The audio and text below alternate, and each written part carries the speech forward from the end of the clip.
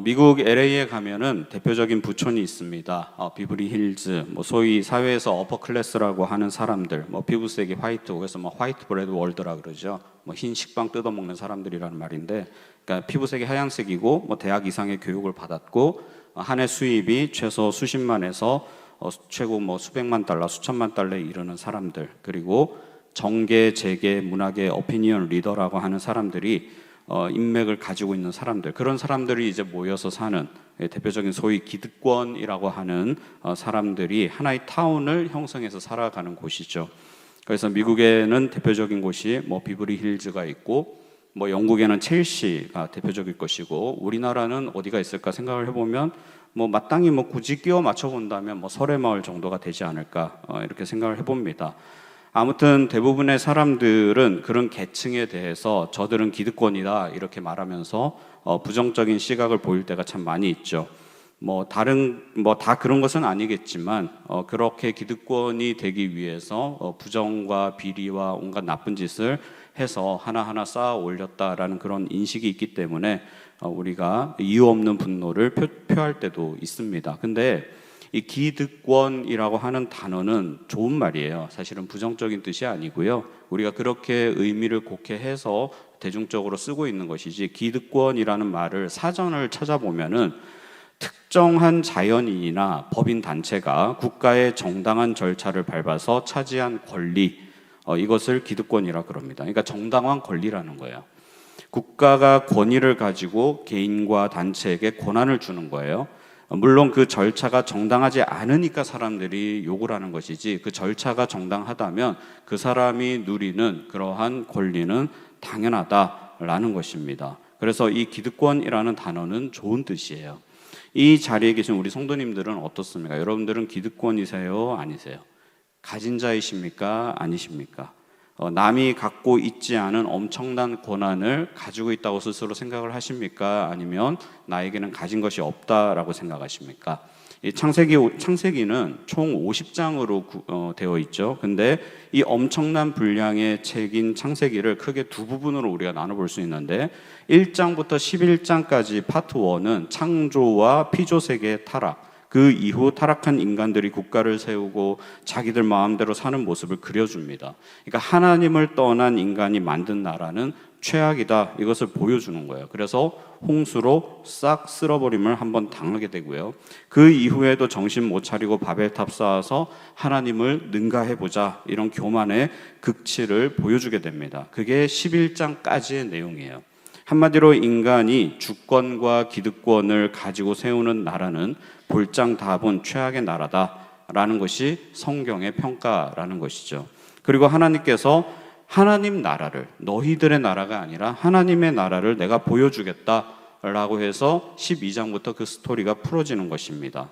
그래서 국가라고 할 때, 나라, 국가라고 할 때는 세 가지가 필요하잖아요. 우리가 초등학교 때 배웠던 기억을 조금씩 더듬어 보면 주권, 국민, 영토, 이 3요소가 필요하잖아요.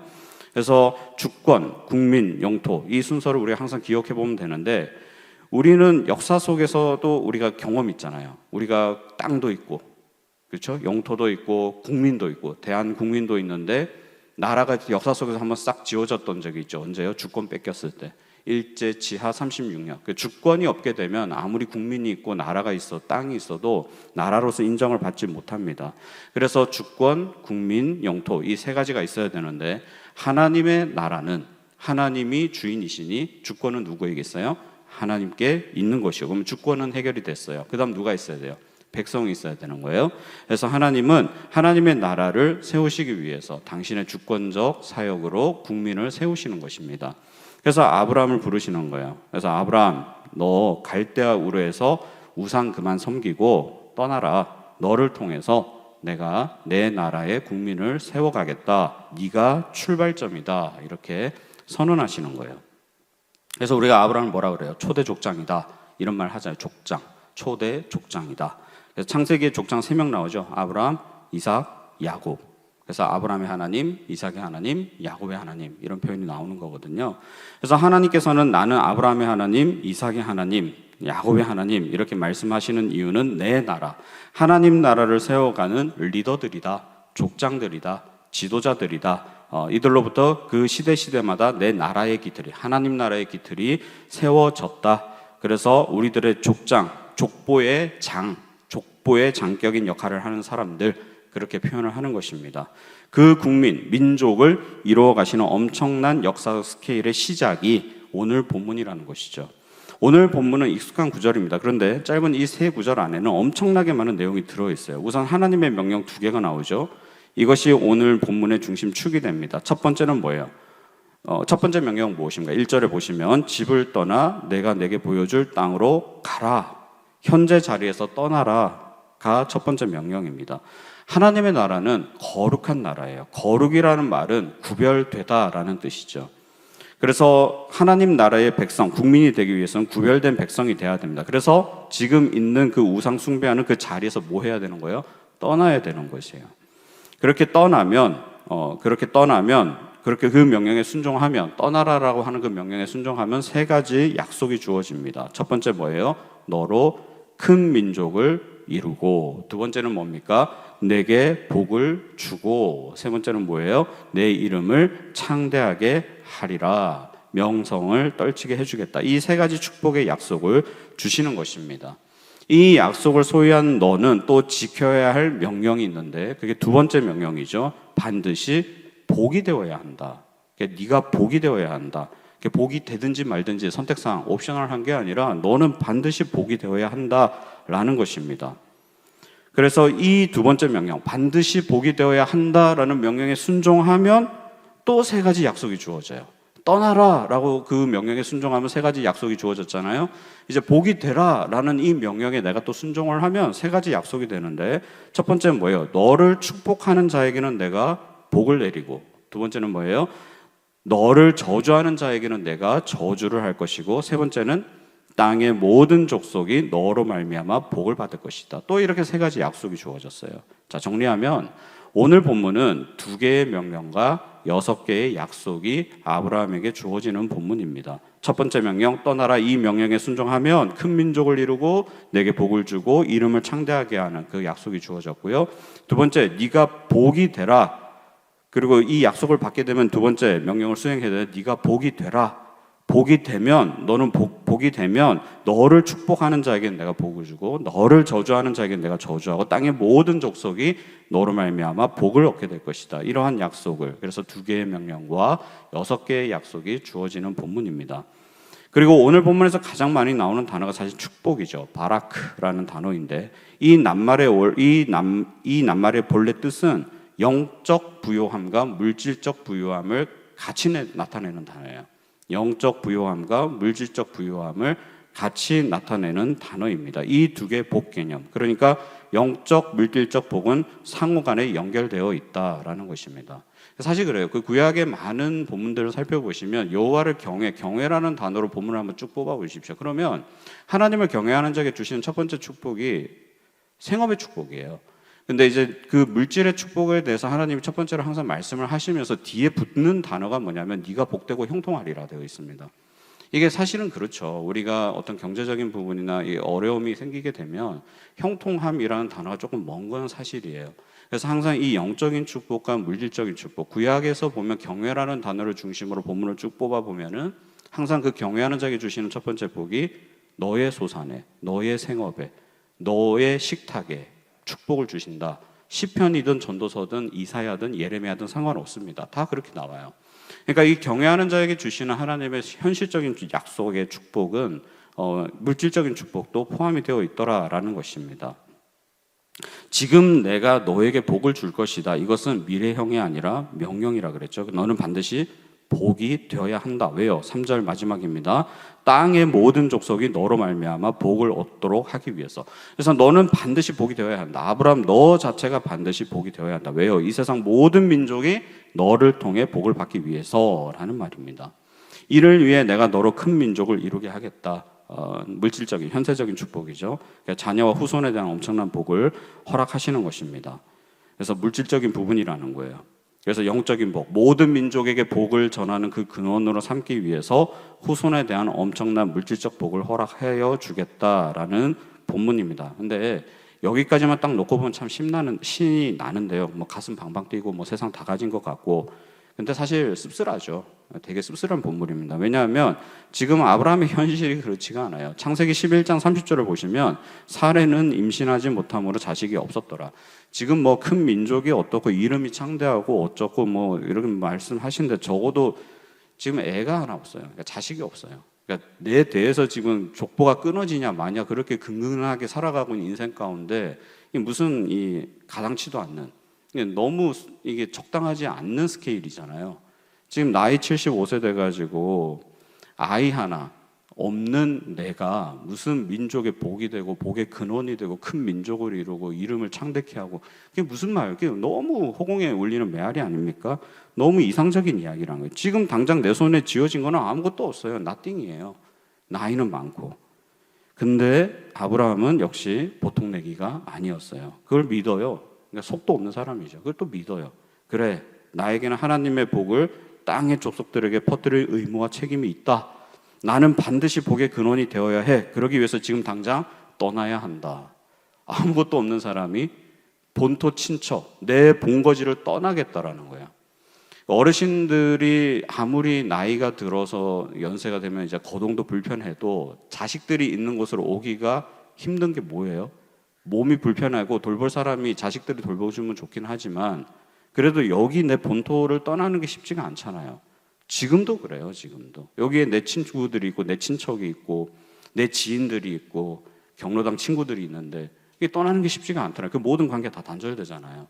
근데 하물며 지금 수천 년 전에 이 고대 사회에서 본토 친척 아비집을 떠나라? 뭘 믿고 떠납니까? 뭐 어디로 가라는 말씀도 없어요. 디렉션도 없어요. 내가 너에게 보여줄 땅이에요. 보여준 땅이 아니라 내가 너에게 보여줄 땅으로 네가 떠나라는 거예요. 이거는 정말 속없는 행동입니다. 그렇다고 뭐 자식이 있습니까? 뭐가 있습니까? 젊기라도 해요? 가진 게 아무것도 없어요. nothing이에요. 근데 하나님은 그 nothing인 사람한테 엄청난 걸 막 말씀해 주시고 일방적으로 이거 떠나라는 거예요. 사기죠, 어떻게 보면. 너무 허황된 이야기 아닙니까? 근데 아브라함은 어떻게 순종이 가능했을까? 전혀 바랄 수 없는 상황인데 어떻게 믿었을까? 어찌 보면 허황되다 싶을 정도의 축복에 대한 약속들인데 어떻게 그걸 믿었습니까? 그는 하나님에 대한 지식이 있었다라는 것입니다. 어떤 지식이요? 만유의 주제시고 이 세상의 주권자이시고 창조주이시고 모든 피조 세계에 대한 생사화복, 복의 근원이자 주권자이심을 알았던 거예요.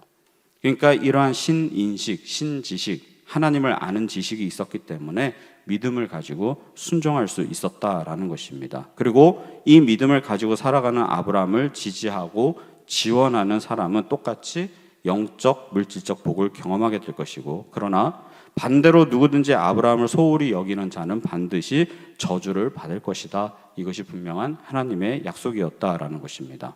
잘 보십시오. 아브라함이 기득권입니까? 아닙니까? 아니죠. 결코 아니죠. 그 고대 사회에서 아무리 돈이 많아도요, 그걸 물려줄 수 있는 후사가 없으면 말짱 헛것입니다. 그런데 아브라함은 영적 기득권을 가진 자였어요. 엄청난 권세를 가집니다. 너를 지지하는 자에게는 내가 너와 같이 축복할 것이고 너를 깔보고 미워하는 자는 내가 반드시 저주할 것이다. 여기서 복, 바라크의 근본은 뭘까? 하나님 나라의 백성이 되는 그 자체, 그게 영원한 축복, 영적인 축복이다라는 것입니다.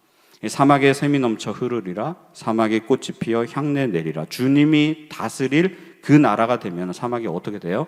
꽃동산 되리. 그 나라, 그 백성, 그 나라의 구성원이 된다는 것 자체가 영적인 축복이다라는 것입니다. 그 나라가 어떤 나라예요? 참 사랑과 기쁨이 넘치는 그 나라. 그 나라에 소속된다라는 것 자체가 축복을 누리는 것이다. 누가요? 아브라함을 지지하고 그를 축복하는 자도 그렇게 된다라는 것입니다. 근데 너를 저주하는 자에게는 내가 저주하겠다. 와, 얼마나 든든해요. 누군가가 내 뒤에서 막 그렇게 힘센 사람이 그러한 지지를 해준다, 내 후견인이 되어준다, 그러면 얼마나 든든하겠습니까? 모든 만물의 생사화복을 주관하시는 하나님이 계시는데 그 하나님이 나를 대신해서 싸워주시는 거예요. 여기서 저주라는 단어가 2번 반복되는데 사실 앞에 단어와 뒤에 나오는 단어는 다른 단어입니다. 앞에 너를 저주하는 자에게 라고 할 때 그 저주라는 이 카랄이라는 단어는요, 영어로 번역하면 디스어너예요. 그러니까 너를 소홀히 여기고 너를 하찮게 여기고 너를 경히 여기고 깔보고 비아냥거리고 너를 작게 여기는 것, 너보다 낮은 존재로 여긴다. 그게 dishonor야. 그러니까 여기서 말하는 저주, 앞에 나오는 저주의 뜻입니다.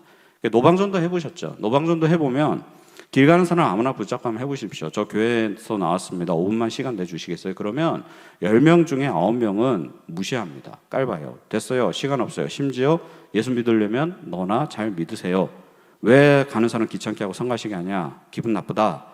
이렇게 이야기를 해요. 대부분 귀찮다 그러면서 우리를 깔보고 무시하고 좀 자리를 비켜달라. 우리를 소홀히 여겨요. 그게 카랄입니다.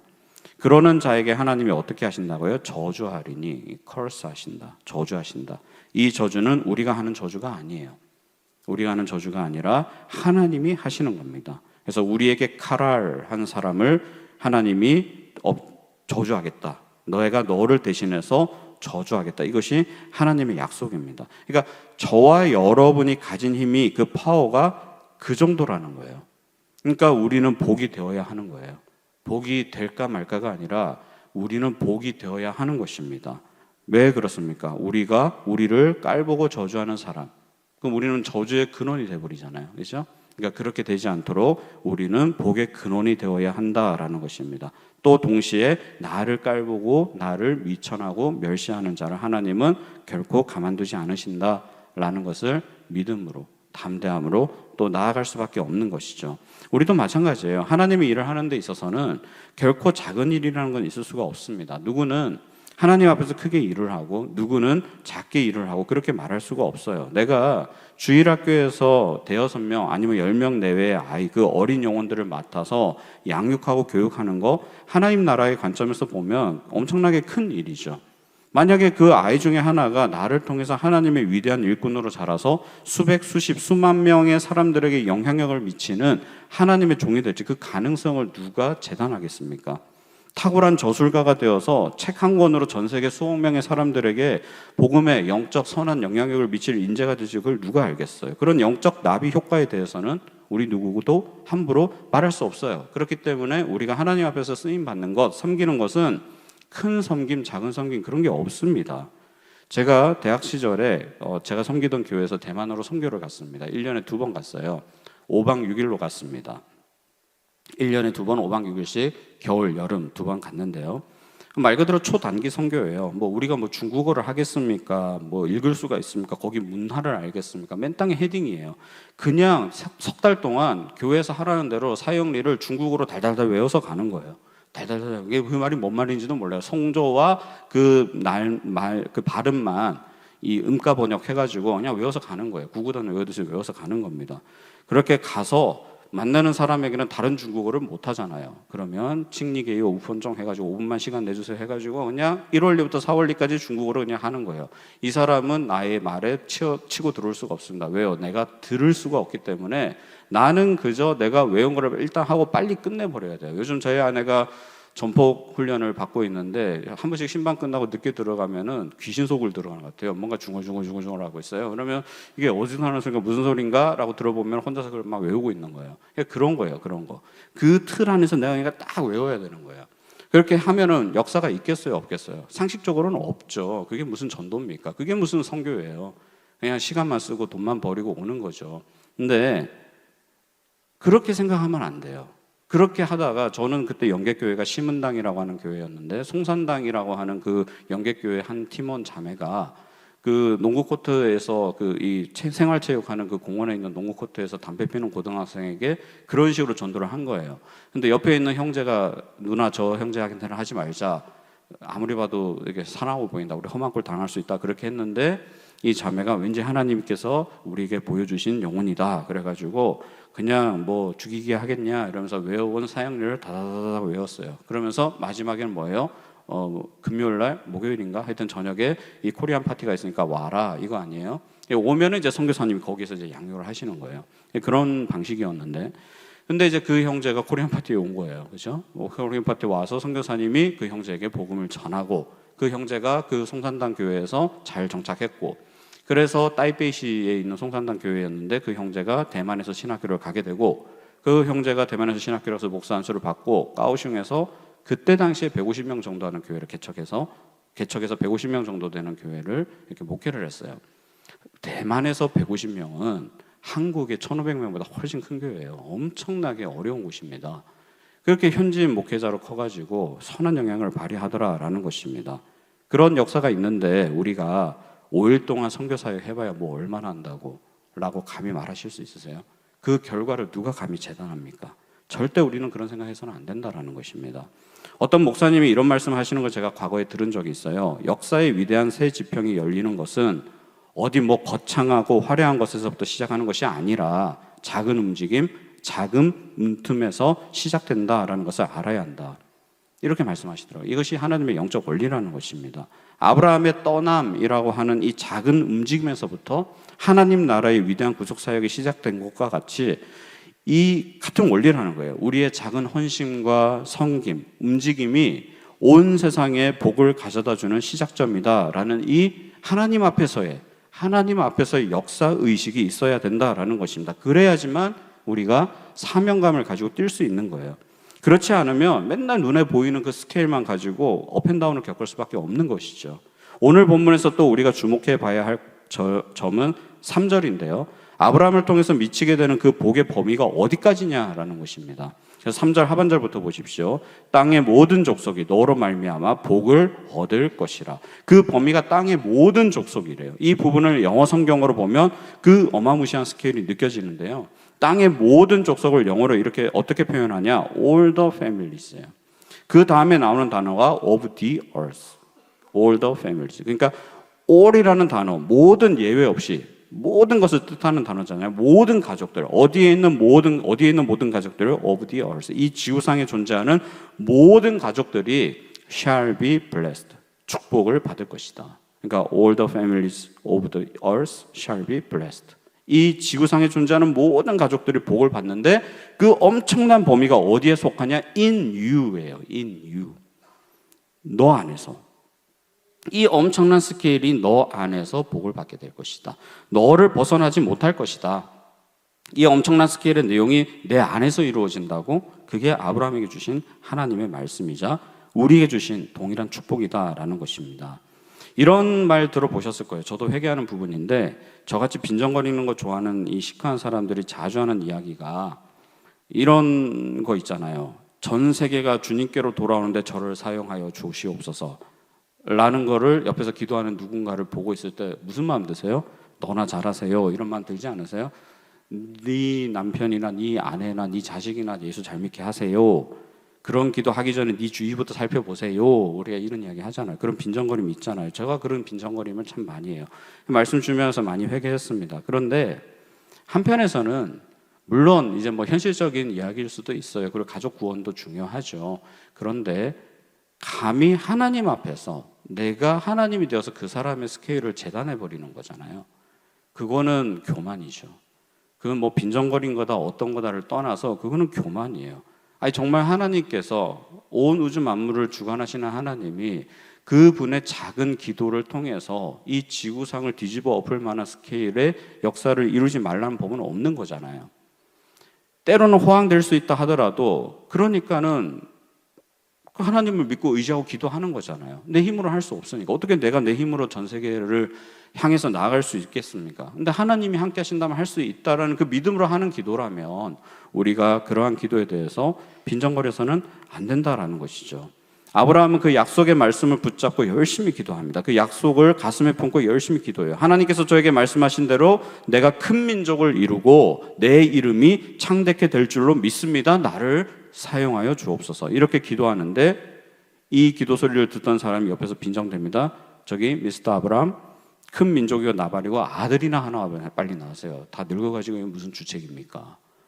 그게 말이 되는 기도입니까? 당신의 현실을 보세요. 75세나 되어서 자식 하나 없는 당신이 할 기도입니까? 라고 빈정거린다면 그건 하나님 앞에서의 큰 교만이다라는 것입니다. 아무리 지구가 넓고 아무리 우주가 끝이 없어 본들 하나님이 그렇게 못을 박아버리셔서 in you, 열방이 너를 통해서 너 안에서 in you, 너 안에서 복을 받을 것이다. 너로 말미암아 모든 열방이 복을 받을 것이다 라고 약속하셨으면 그걸 믿고 도전하는 자가 그 축복을 쟁취하게 되는 것이죠. 그게 이 시대 가운데 우리 여러분들에게, 우리 모두에게 주신 하나님의 축복의 말씀이다라는 것입니다. 저는 대학부 시절에 부진자였습니다. 그러니까 사실은 저는 고향이 부산이고 서울로 대학을 왔는데 부모의 감시를 벗어났으니까는 교회를 안 가도 되잖아요. 근데 저희 어머니는 아주 노련하셨어요. 프락치를 붙여놔가지고 이게 이제 선배가 이제 딱 붙어버린 거예요. 5살 많은 선배가. 그러니까 어떻게 해요? 그래서 주일마다 진짜 막 죽을 똥 살똥 진짜 정말 고난이었습니다. 진짜 금요일 토요일은 친구들하고 술도 많이 먹고 이렇게 풀어지고 놀아야 되는데 그러면 주일 하루 종일 자야 되는데 진짜 저승사자도 그런 저승사자가 없어요. 그래서 끌려다닌 거죠. 교회를 막 끌려다니고 예배 다니고 또 교회는 뭐 이렇게 사람이 많은지 막 한참을 걸어서 올라가야 되고 미치는 줄 알았습니다. 정말 토할 정도 힘들었는데 나 진짜 저 형이 이제 취직을 하고 이런 생각만 하고 있는 거예요. 그러니까 어떻게 분리가 될까? 이제 항상 그런 생각을 하고 있어요. 그런 사람이 GBS를 가겠습니까? 그러니까 그 다락방 모임, 그러니까 순 모임을 가겠어요? 안 가죠. 절대 안 갑니다. 그래서 일단 팀이 다른 거, 그 형이랑 나랑 팀이 다른 거는 너무 감사한 일이었고 그 감시망을 피해서 일단 예배드리고 저 순모임 가겠다고 거짓말하고 집에 가는 거죠. 근데 이제 그 리더 누나가, 그러니까 순장이죠. 그 순장 누나가 그 동기였어요. 그러니까 이제 계속 점검을 했겠죠. 그러니까는 이제 어쩌게 분기에 한 번은 갔어요. 분기에 한 번은 가서 이제 면피하고 이렇게 명분을 쌓아갔는데, 근데 그 누나는 제가 지금 생각해 보면 그때 당시 숙대 4학년이었는데 그 누나는 진짜 열심히 했어요. 그러니까 포기를 안 했어요. 2년 동안 나를 맡으면서 매주 전화하고 심지어 제가 다니는 학교 앞에 찾아가가지고 피자 사주고 차 사주고 타이르고 설득하고 막 그랬어요. 그렇게 하다가 이제 헤어졌죠. 헤어지고 나서 제가 예수님 만나게 되고 저는 그때부터 착실한 순원이 됐어요. 그래서 열심히 리더의 말에 순종하고 간사의 말에 순복하여 모임도 나가고 하라는 거 다 하고 정말 열심히 했습니다. 근데 제가 그 교회를 10년을 다녔지만 수많은 리더와 간사를 만났지만 제가 1년에 2번, 3번 정도 소모임 나갔던 그 누나는 기억이 나요. 저에게 했던 말들, 저에게 주었던 좋은 말들, 저에게 보냈던 문자들, 저에게 했던 그 모든 것들이 다 기억나요. 입고 다녔던 옷이나 메고 다녔던 가방이나 이런 게 지금도 다 생생하게 기억이 나요. 23년 전인데 다 기억이 나요. 근데 그 이후에 그 형제들, 누나들은 기억이 안 나요. 그때는 그냥 제가 순종은 했지만 그러니까 잡힌 곡이잖아요. 그러니까 리더 입장에서는. 그러니까 그렇게 신경을 안 써줬나 봐. 지금 생각해 보면. 그래서 그렇게 신경을 써준 누나가 이제 기억이 나는 거죠. 근데 그러고 나서 제가 대학을 졸업하고 이제 대학원을 가고 제가 인턴 전도사, 다른 교회에서 인턴 전도사 1년을 할 때 제가 소년부 인턴 전도사였거든요. 5, 6학년. 근데 그 전임 사역자분이 계시잖아요. 그 사역자분이 저한테 전사님이 이번 주말에 토요일 날 저희 집에 가서 식사하십시다. 아내가 맛있는 밥 차려주신대요. 그래가지고 갔어요. 가서 이제 우리 전임 전도사님, 그 목사님하고 이제 사모님하고 식사를 하는데 이런저런 얘기를 하다가 이제 목사님이 자기 아내를 소개를 해줄 거 아니에요. 그죠? 우리 아내가 IBF 뭐 간사 출신이고 뭐 이런 얘기 하셨어요. 그래서 뭐 별 할 말이 없어서 그냥 저를 그렇게 양육해준 그 누나가 IBF 간사였거든요. 그래서 뭐 제가 예전에 다니던 교회에서 제가 뺀질뺀질거리고 신앙생활 열심히 안 할 때 저를 양육해준 누나 뭐 저 같은 간사였습니다 했더니 알겠네요 그러더라고요. 그러다가 이름을 맞춰보니까 아는 사람이에요. 너무 절친인 거예요. 그래서 막 그러더니 전화를 하는 거예요. 갑자기 전화를 하는 거예요. 그래서 이건 뭐 한참 잘못됐다 싶어서 이렇게 보고 있는데 전화 받지 마라. 그리고 그 누나는 그 이민 목회하시는 분하고 결혼해서 미국에 있었거든요. 그래서 시차도 안 맞을 거고 안 되겠다 싶어서 하고 있는데 전화를 받았어요. 그러더니 이제 너 오정필 알아? 이렇게 된 거예요. 그러니까는 누구더라? 이렇게 하다가 이제 전도사님 되셔가지고 우리 남편이랑 같이 사역해 이러니까 들리잖아요. 거짓말하지 마 이렇게. 걔가 무슨 동명이인이야? 진짜 창피했습니다. 그래서 죄지고 살면 안 돼요. 결국은 어떻게든 만나게 되어 있습니다. 근데 그 누나는 여전히 저에게 그때 했던 말들이나 저를 위해서 그러니까 기도를 많이 해준 것 같아요. 그러니까 생각이 나고 기억이 나고 그런 영적인 사랑을 받지 않았을까라는 생각이 듭니다. 우리가 행복과 축복의 단어 차이에 대해서 제가 일전에 드린 말씀이 있죠. 행복이 영어로 해피고 축복이 영어로 블레싱인데요. 해피는 해피니스, 이거는 해픈에서 파생된 단어래잖아요. 해픈이 우연히 일어나다예요. 우연히 우리에게 좋은 것이 복이 된 게 굿한 게 이제 해피고, 블레스는 이 블레싱이라는 단어 블리드에서 파생됐다 그러잖아요. 블리드가 뭐예요? 피 흘리다예요. 피 흘리. 그래서 그 피 흘리는 희생과 헌신이 있어서 굿이 된 게 축복이라는 것이죠. 예수님의 그 십자가에서의 피 흘림이, 블리딩이 우리에게 영원한 블레싱이 된 거잖아요. 그와 같이 예수님의 피 흘림으로 블레싱을 경험한 저희가 그와 같이 예수님을 믿는 자로서 삶의 현장 가운데서 그러한 피 흘림이 있다면 그 누군가에게 블레싱이 되지 않겠습니까? 그게 축복의 통로라고 말하는 그 말에 해당되는 단어이지 않을까요? 상황이지 않을까요? 사랑하는 성도 여러분, 우리가 세상살이가 참 만만치가 않은 것 같습니다. 특히 기독교인으로서, 신앙인으로서 신앙 믿음 지키면서 산다는 것 자체가 참 힘든 것 같아요. 방해도 있고 비아냥도 있고요. 심지어 욕도 듣고요. 행복축제 가자 그 한 사람 데려오기 위해서 자존심 다 내려놔야 되고요. 오랫동안 기다려야 되고 인내해야 되고 그렇게까지 했는데 바람 맞기도 하고 배신감이 몰려오고 섭섭함이 막 밀려와요. 거절에 대한 두려움이 있어요. 이렇게까지 해야 되나? 그런 마음 들 수도 있어요. 인간인지라 왜 그런 마음이 안 들겠습니까? 교사로 순장으로 내가 이렇게 섬기는데 왜 이렇게 힘들게 사역해야 되냐? 돈 한 푼 받는 것도 없는데 내 건강, 내 물질, 내 시간을 써가면서 왜 이렇게까지 해야 되나? 그런 마음 드는 거 당연합니다. 근데 당연한 그 마음을 애써 무시하려 하지 마시고 그런 힘듦을 가지고 하나님 앞에 한번 서보십시오. 그러면 십자가를 딱 5분만 묵상해 보면 이것이 예수님을 위한 나의 피 흘림이구나 라고 받아들여진다면 감사하게 되는 거예요.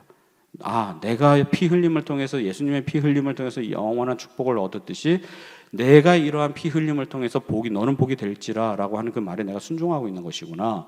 이렇게 받아들이게 되면 낙심하려고 하던 그 마음이 힘을 얻게 되고 불평과 불만하려고 때로는 욕설 가운데 살아가던 내가 감사와 찬양이 나오게 되더라라는 것입니다. 지금 VIP 2차 작정 한참 하면서 행복축제를 저희가 준비하고 있는데요. 혹시 주를 위해, 복음을 위해 살았는데 상처받은 적이 있습니까? 신앙대로, 믿음대로, 말씀대로 살려고 발버둥 쳤는데 이런저런 오해와 비난으로 아픔을 받아보신 적 있으십니까? 감사하십시오. 피 흘림입니다.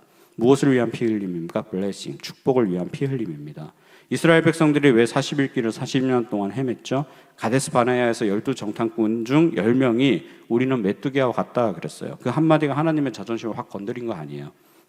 내가 니들이 메뚜기라고? 그럼 내가 메뚜기의 왕이냐? 이거 아니에요. 그래가지고 하나님께서 그 1년을 하루를 1년씩 계산해서 40년 동안 뺑뺑이를 돌리셨잖아요. 우리는 메뚜기가 아니에요. 이게 숨어있을 이유가 없습니다. 우리가 자꾸 환경을 보고 내 육신을 눈으로 바라보면서 그렇지 우리가 왜 메뚜기겠어요? 우리는 어떤 존재입니까?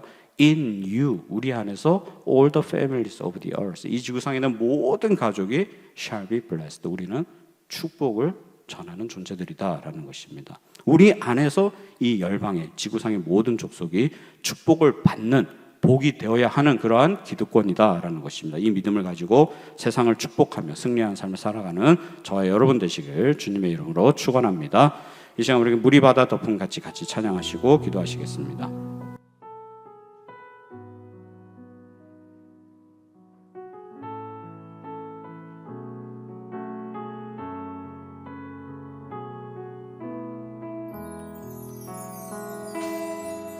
세상 모든 민족이 구원을 얻기까지 쉬지 않으시는 하나님, 주의 심장 가지고 우리 이제 일어나 주 따르게 하소서.